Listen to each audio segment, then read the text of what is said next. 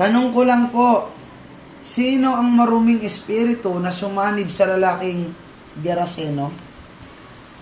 Ay ano kasi yan yung mga nagsasanib na mga espiritu, yan ay evil spirit. Ibig sabihin niyang evil spirit ay nasa hangin yan. Na yan ay namamayani sa mga tao upang sirain ang kanilang buhay.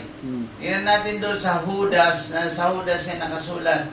Judas chapter 1 verse 6 bago magpahayag may Judas dyan.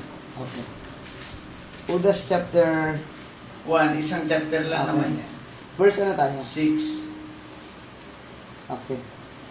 Ayan o, Judas chapter 1, mga kapatid, verse 6 tayo. Sabi dito, alalahanin din ninyo ang mga anghel na hindi nanatili sa kanilang dating kalagayan at kapangyarihan.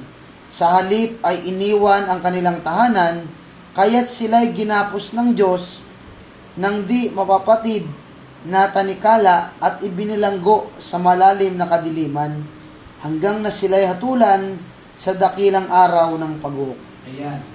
Kasi yung kalahati ng mga demonyo, kasi yung mga nanunukso sa tao, yan ay mga demonyo. Ang ibig sabihin ng demonyo ay evil spirit, espiritu ng kadiliman. Ano ba ang ibig sabihin ng espiritu ng kadiliman, Jacob? Espiritu ng kasamaan. Yes. Yan nag-uudyok sa tao, gumawa ka ng ganito, gumawa ka ng ganito. Yan, espiritu ng masama. Yan, nagmumura ang mga tao, gumagawa na hindi magaganda. Yan ang espiritu ng masama. Ngayon, ang tanong dyan, yung mga sumasanib na yan na espiritu, yan ay demonyo. Yung kalahati niyan ay nakulong doon sa Tartaros, impyerno. At ngayon, yung Tartaros na yun, nandun ibinilanggo ng Diyos at itinatakan at sinel upang hindi sila makalabas. Ngayon, yung mga nanunukso sa tao, mga demonyo, ay iyan ay masamang espiritu.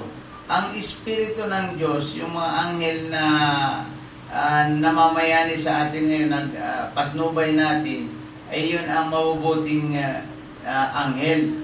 Naggabay natin, iyan ang mga nagtuturo sa atin kung halimbawa, mayroon tayong problema, iyan ang mga tumutulong sa atin. Ang tawag dyan ay messenger of God. Angel is messenger of God.